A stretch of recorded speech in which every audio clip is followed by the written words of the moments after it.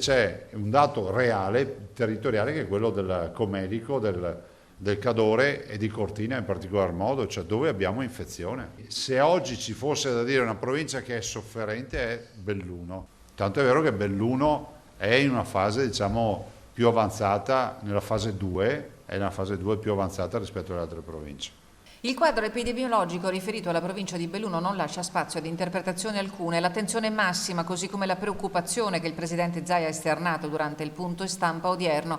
I contagi continuano a galoppare, specie nella parte alta della provincia, tra cittadini e ospiti delle case di riposo. Dal capoluogo ieri Sersa, la società che si occupa dei servizi sociali e assistenziali, ha teso una mano alle strutture in difficoltà. Noi abbiamo la possibilità di avere questa struttura separata dalla Gaggialante, dalla villa che vedete.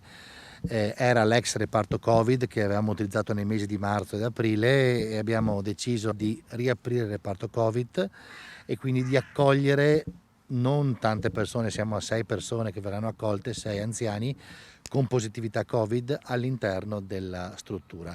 Una prova che Sersa sostiene con la consapevolezza, professionalità e disponibilità delle persone che lavorano nei servizi. La prudenza è quanto mai d'obbligo. La nostra esperienza fin qui è stata comunque anche per certi versi incoraggiante, nel senso che abbiamo incontrato sui nostri passi, ecco, il virus, il contagio in qualche occasione e per il momento siamo sempre riusciti, come dire, a tenere confinata la diffusione. La struttura è stata la prima in provincia a testare con successo la comunicazione via tablet fra le famiglie e gli ospiti in tempo di lockdown, un'esperienza emotivamente intensissima. Mentre nella fase iniziale questi strumenti venivano utilizzati principalmente dagli anziani con maggiori capacità cognitive, maggiori abilità, ecco, siamo arrivati invece perfino a fare le videochiamate addirittura con le persone in stato vegetativo, quindi persone che non avevano nessuna capacità di interagire con chi stava dall'altra parte,